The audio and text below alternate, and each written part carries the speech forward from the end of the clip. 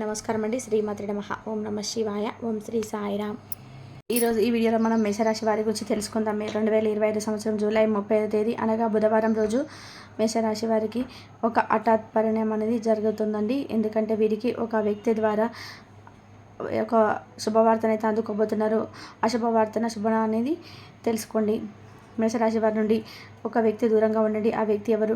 మీ స్నేహితులు కానివ్వండి, మీ కుటుంబ సభ్యులు కానివ్వండి, లేదంటే మీరు పొరుగు వారు కానివ్వండి, ఇలా ఏ విధమైనటువంటి వ్యక్తి చేతనైనా సరే, మీ దూర బంధువులు కానివ్వండి, మీ చిన్ననాటి స్నేహితులు కానివ్వండి, ఇలా ఏ విధమైనటువంటి వ్యక్తి ద్వారానైనా సరే మీరు రేపటి రోజున సాయంత్రం లోపు రాత్రి 9:30 లోపు ఒక వార్త అయితే అందుకోబోతున్నారండి.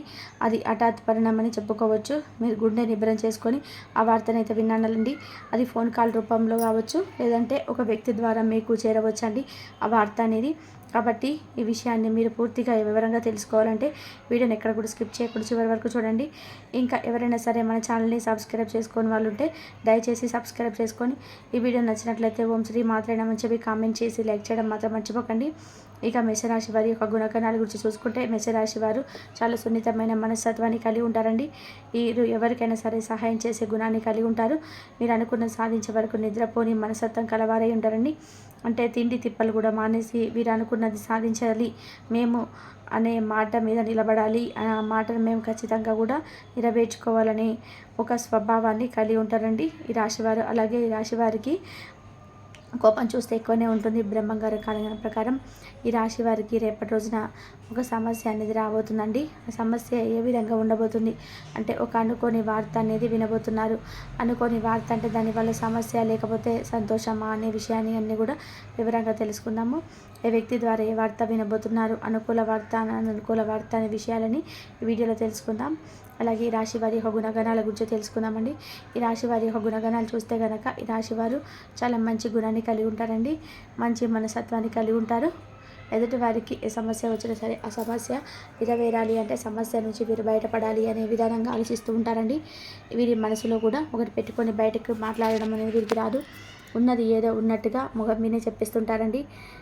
ఒకరిని మోసం చేయాలి, ఒకరిని అవమానపరచాలి అనే విధానంగా అయితే వీరు ఎప్పుడు కూడా ఆలోచించారండి.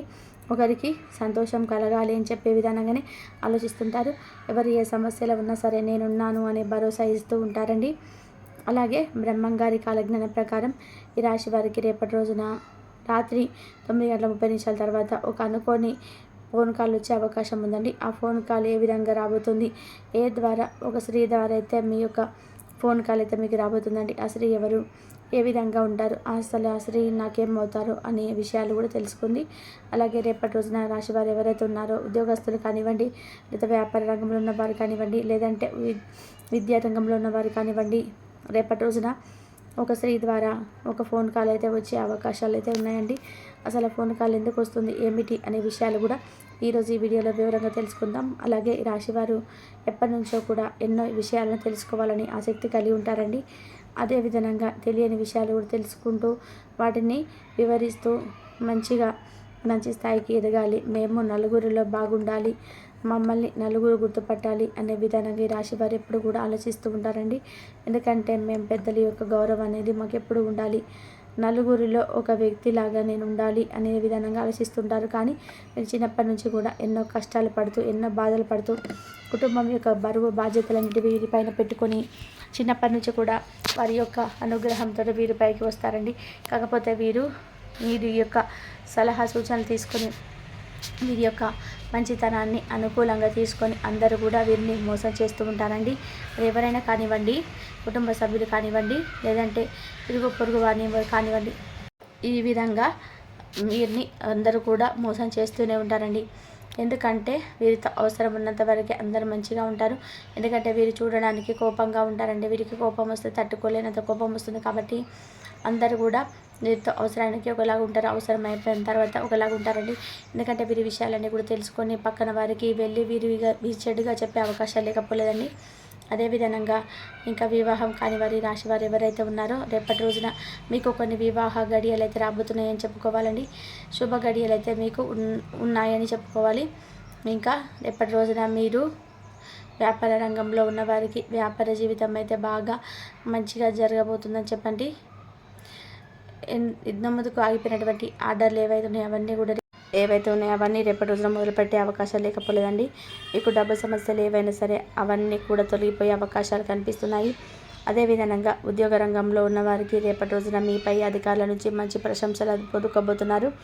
మీకు అనుకున్నటువంటి ప్రమోషన్స్, కావాలనుకున్నటువంటి శాలరీలు కూడా మీ చేతికి దక్కే అవకాశాలు లేకపోలేదండి. విద్యారంగంలో ఉన్న వారికి కూడా మీ ఉపాధ్యాయుల నుంచి కూడా మంచి ప్రశంసలు పొందుకోబోతున్నారని చెప్పుకోవాలి.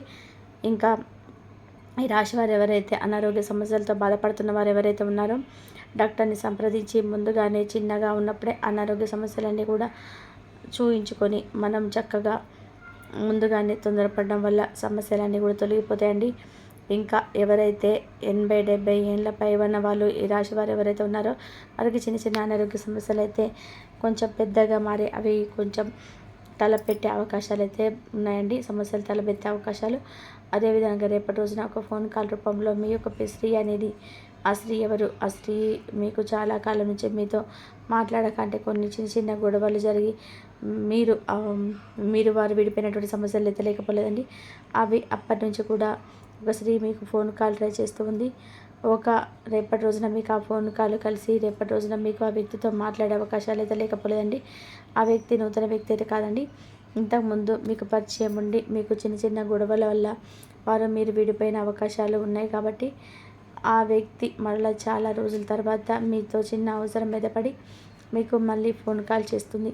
కాబట్టి ఆ ఫోన్ కాల్ హఠాత్తుగా ఉంటుంది.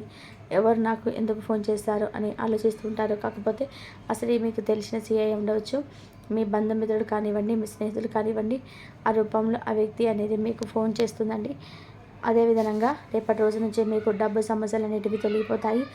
ఇంకా ఎవరైతే అనారోగ్య సమస్యలతో, డబ్బు సమస్యలతో, లేదంటే మేము ఏ పని చేసినా పైకి రావటం లేదు, ఎందుకు మాకు ఇలా దిష్టి తగులుతుంది అని, నరదిష్టి అన్నట్టుగా ఏ పని చేసినా వెనక్కి వస్తుంది, ముందుకు వెళ్ళటం లేదు అని చెప్పి అనుకునే వాళ్ళు బూడిద గుమ్మడికాయకి తీసుకొని ఒక మధ్యలోకి కడిగేసి 2 దీపాలంలాగా వాటిని గింజలని తీసేసి పసుపు కుంకుమలతో బొట్లు పెట్టి బూడిద గుమ్మడికాయ దీపం అమావాస్య రోజు ఇంట్లో దీపం పెట్టుకుంటే, అంటే ఒక ఉప్పు కల్లుప్పు తీసుకొని ప్లేట్లోకి బూడిద గుమ్మడికాయ దీపం పెట్టుకుంటే మీకున్నటువంటి సమస్యలన్నీ కూడా తొలగిపోతాయండి.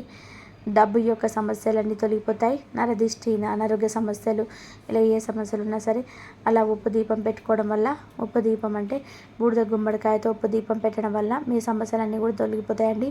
అదేవిధంగా మీరు నిత్యం కూడా ఇంట్లో ధూపదీప నైవేద్యాలతో లక్ష్మీదేవిని సంధ్యావేళలో ఆరాధిస్తూ ఉండండి. ఈ నిత్యం కూడా ఇంట్లో దీపారాధన చేసుకోండి. అలాగే మీకు ఆ శివారాధన తప్పనిసరిగా ఉంటుంది. ఆ సమస్యలన్నీ కూడా తొలగిపోతాయండి. మీకు ఏదైనా సరే కోపం వచ్చినా కానీ ఆ కోపాన్ని అదుపులో ఉంచుకొని నెమ్మదిగా తగ్గినాక మాట్లాడుకుంటే సమస్యలన్నీ తొలగిపోతాయి. ఇంకా ఈ రాశి వారు గుణగణాలు చాలా మంచిగా చెప్పుకోవాలి. ఏదైనా సరే సాధించాలి, మేము ఈ పని చేయాలి, ఈ పని మాకు అప్పగించారు అంటే మాత్రం నిద్ర తిండి కూడా పక్కన పెట్టేసి ఆ పని ఖచ్చితంగా నెరవేరుస్తారండి. వారు ఖచ్చితంగా సాధించి తీరుతారు. సంపూర్ణంగా ఆ పని ఖచ్చితంగా చేసి తీరుతారండి. ఏ పనైనా సరే, ఎంత కష్టమైనా సరే నేను ఏదో నిలబడైనా సరే చేస్తాను అనే విధంగా వారి కాళ్ళపైన వాళ్ళు నిలబడాలి.